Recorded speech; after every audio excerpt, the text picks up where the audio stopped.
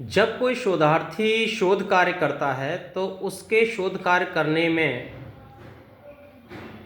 एक बात बहुत महत्वपूर्ण है और बड़ी अनिवार्य भी है कि जब शोधार्थी सामग्री संकलन करता है, जिसको अंग्रेजी में मटेरियल कलेक्शन कहते हैं, इस पर बहुत विशेष ध्यान देना चाहिए। क्योंकि अगर मटेरियल ही अच्छा नहीं होगा तो आपका भवन अच्छा कैसे होगा। एक बेहतर भवन बनाने के लिए बेहतर मटेरियल की जैसे ज़रूरत होती है, उसी प्रकार आप जब शोध करते हैं तो शोध कार्य करने के लिए आपका जो सामग्री संकलन है वो बेहतर होना चाहिए। सामग्री संकलन करने के लिए या सामग्री की संकलित करने के लिए कुछ पद्धतियां हैं, कुछ विधियां हैं, कुछ तरीके हैं, जिसमें आप पाएंगे। पहले हम बताते चलते हैं आपको। सबसे पहली है अध्ययन पद्धति, दूसरी है साक्षात्कार पद्धति, तीसरी है प्रश्नावली पद्धति और चौथी है सर्वेक्षण पद्धति। ये 4 पद्धतियां मुख्य रूप से देखने में मिलती हैं, लेकिन हर पद्धति हर विषय में लागू हो ये कोई ज़रूरी नहीं है। जहाँ तक अध्ययन पद्धति की बात है, अनेक विषयों में के शोधों में कई तरह की सामग्री का उपयोग होता है। जैसे मूल दस्तावेज आपको लेने हैं, ग्रंथ लेने हैं, लिखित सामग्री लेनी है। इसमें से क्या मिलेगा आपको, कहीं कहीं इनमें से कुछ आलोचनात्मक, कुछ सृजनात्मक या कुछ अन्य प्रकार के ग्रंथ आपको उपलब्ध होते हैं। तो आप ध्यान दीजिएगा, जैसे मूल ग्रंथ अनिवार्य होता है, वैसे ही आलोचनात्मक ग्रंथों की भी अपनी एक बड़ी भूमिका होती है, बशर्ते कि वे आलोचनात्मक ग्रंथ पूर्वाग्रह और दुराग्रह से मुक्त लोगों द्वारा निर्मित किए गए हों या रचे गए हों। दूसरा है अध्ययन सामग्री। तो अध्ययन सामग्री में आप देखेंगे कि दस्तावेजी सामग्री होती है। इसमें क्या होता है, सबसे पहली जो होती है वो सरकारी सामग्री होती है। गैर सरकारी संस्था के दस्तावेज होते हैं, जैसे कई आयोगों के, न्यायालयों के जो निर्णय होते हैं वे भी आपको शामिल करने पड़ सकते हैं। क्योंकि कई बार जब आप अपनी बात को कहते हैं, शोध प्रवृत्ति की जो आत्मा है वो है तर्क और प्रमाण। अगर आपके पास प्रमाण नहीं है, किसी बात को खारिज करना है, तो आपका शोध कार्य वहाँ पर बिल्कुल हल्का हो जाएगा, उसका कोई वजूद नहीं रह जाएगा। अनेक संस्थाओं और व्यक्तियों के पत्र, संस्थाएं जो आपस में पत्राचार करती हैं या जो व्यक्ति, जो साहित्यकार, जो रचनाकार आपस में पत्राचार करते हैं, वे बड़े महत्वपूर्ण और शोध के लिए मूल दस्तावेज हो जाते हैं। दूसरा है ग्रंथ सामग्री, विषय संबंधी जो मूल ग्रंथ है। कम से कम जिस विषय पर आप कार्य कर रहे हैं उसके मूल ग्रंथों का आपके पास संकलन होना बहुत ज़रूरी है। अगर मूल ग्रंथों का संकलन नहीं होगा, कलेक्शन नहीं होगा, तो आप ये जान लीजिए कि आप उसी तरह का कार्य कर रहे हैं कि आपके पास हथियार तो है लेकिन गोली नहीं है। यानी मूल सैद्धांतिक ग्रंथ, ये वैचारिक ग्रंथ भी हो सकते हैं, कोई भी हो, लेकिन आपके पास मूल ग्रंथों का बने रहना बहुत लाजमी है। जब भी कोई बात आएगी किसी रचनाकार के विषय में, किसी शोध के विषय में, तब आप उसका इस्तेमाल कर सकते हैं। या कहीं भी मांगा जा सकता है कि आपने यह तर्क दिया है, इसका प्रमाण दिखाइए। एक और इसमें बात है वो है अनुवाद। अनुवादित सामग्री का भी इसमें उपयोग होता है। दूसरा है व्याख्या, तीसरा है आलोचना, चौथा है प्रामाणिक शोध प्रबंध। यानी कुछ ऐसे शोध प्रबंध भी होते हैं जो जिनका प्रमाण वास्तव में दिया जाता है और वे अपने कार्य को बहुत शानदार तरीके से उसका विश्लेषण करते हैं सामग्री का, तब जाकर के उसकी स्थापना करते हैं।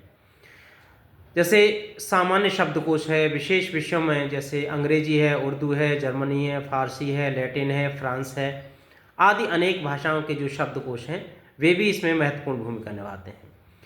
विषय की जैसे बात होगी तो इसमें राजनीति शास्त्र है, समाजशास्त्र है, तर्कशास्त्र है, मनोविज्ञान है, भूगोल है, दर्शन है, आदि के शब्दकोश भी महत्वपूर्ण होते हैं। अब एक और बात इसमें है, आप पाएंगे आनुकालिक प्रकाशन। यानी इसके अंतर्गत आप देखेंगे तो पाएंगे अनेक समाचार पत्र पत्रिकाएं, इनका भी बहुत महत्वपूर्ण रोल होता है, बहुत महत्वपूर्ण भूमिका होती है। जैसे कुछ पत्र पत्रिकाएं या समाचार पत्र दैनिक होते हैं, कुछ पाक्षिक होते हैं, कुछ मासिक होते हैं, कुछ त्रैमासिक होते हैं और कुछ अर्धवार्षिक होते हैं और कुछ वार्षिक होते हैं, आदि आदि।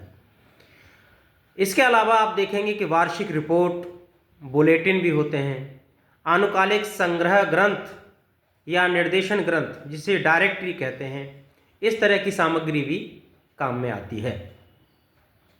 संगोष्ठियों में जो शोध पत्र प्रस्तुत किए जाते हैं, जो निबंध पढ़े जाते हैं, जो लेख पढ़े जाते हैं, उनका संग्रह भी बहुत महत्वपूर्ण होता है। फिर सूचियों की बात होती है तो विशेष विषयों की जो ग्रंथ सूचियां हैं वह भी बड़ी महत्वपूर्ण साबित होती हैं। शोध ग्रंथों के सहायक में जो सहायक ग्रंथ सूची है, प्रकाशकों की प्रकाशन सूची है, वह भी इसमें महत्वपूर्ण भूमिका अदा करती है। अन्य सामग्री जैसे इसके अलावा भी बहुत सारे प्लेटफॉर्म हैं। आज चूँकि 21वीं सदी है, तकनीकी की दुनिया है, इस दुनिया में प्रिंट मीडिया, इलेक्ट्रॉनिक मीडिया में बहुत सारे माध्यम हैं जिसमें आप पाएंगे ऑनलाइन प्लेटफॉर्म है, जैसे गूगल है, फेसबुक है, इंस्टाग्राम है और यूट्यूब है, टीवी है, रेडियो है, व्हाट्सएप है, ऑडियो वीडियो है, ई लाइब्रेरी है एवं अन्य माध्यम हैं जिनके माध्यम से आप सामग्री का संकलन कर सकते हैं। लेकिन ध्यान रहे, फिर वही बात कि जब आप सामग्री संकलन कर रहे हैं, सामग्री को इकट्ठा कर रहे हैं, तो उसका पूरा विवरण कहीं न कहीं दर्ज होना चाहिए। ऐसा नहीं है कि किसी ने कह दी सत्यनारायण की कथा, आपने भी नोट कर लिया सत्यनारायण की कथा यहाँ हुई, आपको पता ही नहीं है कि सत्यनारायण की कथा क्या है और क्या नहीं है। तीसरा है कि इसमें जो साक्षात्कार पद्धति है उसकी भी बहुत बड़ी महत्वपूर्ण भूमिका होती है। कई विषयों में क्या होता है कि प्रत्यक्ष रूप में प्राथमिक शोध सामग्री संचित हेतु उपयोगी होती है। कहीं कहीं पर आपको प्राइमरी लेवल पर देखना होगा कि इसकी सामग्री हमें कहाँ से प्राप्त होगी, तो उसका जो सबसे मूल जो स्रोत है वो साक्षात्कार पद्धति का है। जब शोधकार्य जनों के विचार, व्यवहार एवं क्षमता आदि से संबंधित होते हैं, तब सामग्री संकलन का जो प्राथमिक और प्रत्यक्ष उपाय होता है वो होता है लोगों का साक्षात्कार। और बात सही है, जब आपको लोगों की बात करनी है, जनमानस की बात करनी है, उनके व्यवहार का अध्ययन करना है, उनकी क्षमता का अध्ययन करना है, उनके बहुत सारे सामाजिक, राजनीतिक, धार्मिक, सांस्कृतिक पहलुओं का अध्ययन करना है, तब आपको इसकी ज़रूरत पड़ेगी कि लोगों का साक्षात्कार लेना पड़ सकता है। जहाँ पूर्व शोधों से संचित सामग्री अपर्याप्त है या नहीं है, वहाँ साक्षात्कार से ही जीवन और जगत से संबंधित जो प्रामाणिक सामग्री है उसको आप प्राप्त कर सकते हैं। हिंदी में भी साक्षात्कार पद्धति का प्रयोग संभव है। अब आप देखेंगे कि साक्षात्कार पद्धति के बारे में तो बात हो गई, लेकिन किसी भी व्यक्ति या वस्तु की जहाँ विशेषताएं होती हैं वहाँ कुछ अवगुण भी होते हैं, यानी गुण भी होते हैं और अवगुण भी होते हैं।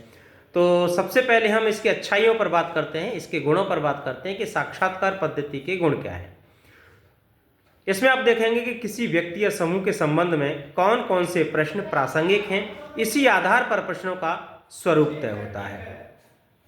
दूसरे, साक्षात्कार में उत्तर प्राप्तकर्ता असंतुष्ट या असहमत होने पर तुरंत स्पष्टीकरण चाहता है।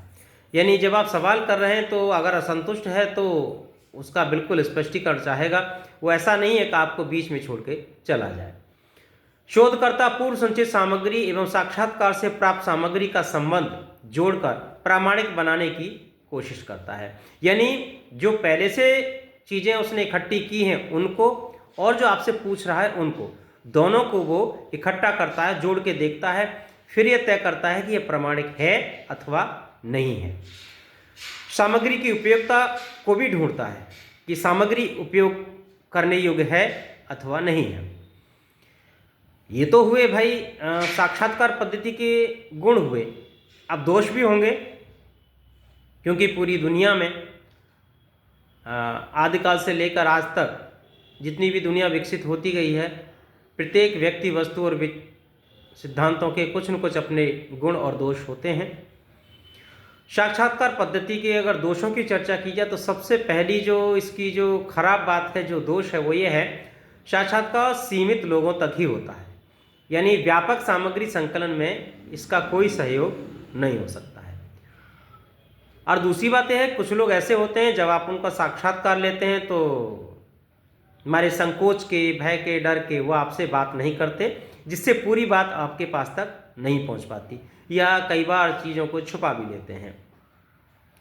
जैसे आप देखेंगे व्यक्तिगत साक्षात्कार हुए, राजनीतिक साक्षात्कार हुए, धार्मिक विषयों पर साक्षात्कार हुए, या आप इतिहास पर जब साक्षात्कार लेते हैं तो जो वास्तविक इतिहास है, यानी रियल हिस्ट्री ऑफ इंडिया, यानी भारत का जो वास्तविक इतिहास है उस पर आप साक्षात्कार किसी से लेंगे तो बहुत सारी चीज़ों को वो चबा जाएगा, छुपा जाएगा।